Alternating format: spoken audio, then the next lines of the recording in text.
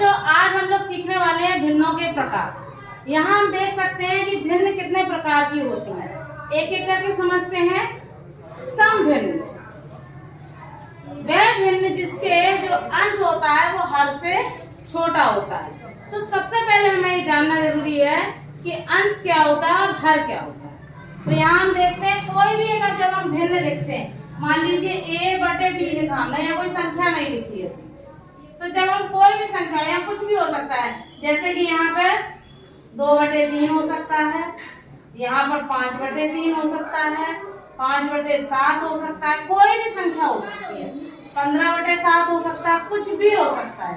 तो सबसे पहले हम ये समझ लें कि अंश क्या होता है और हर क्या होता है, ठीक है ना। तो यहाँ हम सबसे पहले ये देखते हैं कि यहाँ पर जो नीचे वाली संख्या होती है इसको हम बोलते हैं हर, और ऊपर वाली संख्या को हम बोलते हैं अंश। हमको सबसे पहले तो ये याद रखना है, ऊपर अंश और नीचे। इतनी बात सबको समझ में आ गई, ठीक है। अब हम देखते हैं समभिन्न, यानी कि जिसमें अंश हर से छोटा हो। अब हमने क्या करना है, अंश हर से छोटा करना है। मान लीजिए हमने लिख दिया 2/3, देखिए इसमें अंश हर से छोटा हो गया, तो ये 2/3 हमने लिख दिया 5/9, ये देखिए अंश हर से छोटा हो गया, यानी ये कौन सी भिन्न हो गई, ये समभिन्न हो गई। इसके बाद जो दूसरी भिन्न आती है वो आती है विषम भिन्न। इसमें जो आपका अंश होता है वो हर से बड़ा होता है। इसको समझ लेते हैं। अब ये बिल्कुल संख्या उल्टी हो जाएगी, ऐसे मान लेते हैं 3/2 हो गया, 4/9 हो गया, कोई भी संख्या हम इस तरह से ले सकते हैं जिसमें जो हमारा अंश होगा वो हर से बड़ा होगा, ठीक है ना। ये यहाँ पर ये नहीं, ये जो अंश है ये हमारा बड़ा होगा और हर हमारा छोटा होगा, ठीक है ना। अब इसके बाद हम देखते हैं संयुक्त भिन्न। संयुक्त भिन्न वो भिन्न होती है जिसमें पूर्णांक संख्या भी होती है और भिन्न भी होता है।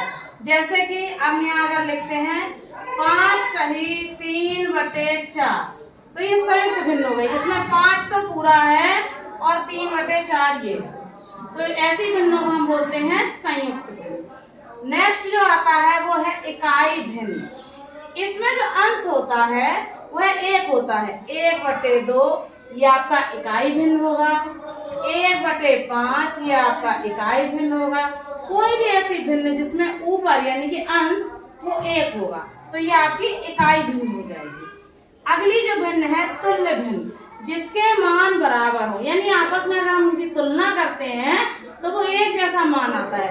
जैसे कि 1/2 और इसका तुलनात्मक जो भिन्न बनेगा वो होगा 2/4, यानी कि अगर हम इसको कट करेंगे तो 2 एकम 2, 2 दूनी 4, यानी लास्ट में क्या बचेगा, 1/2 बचेगा।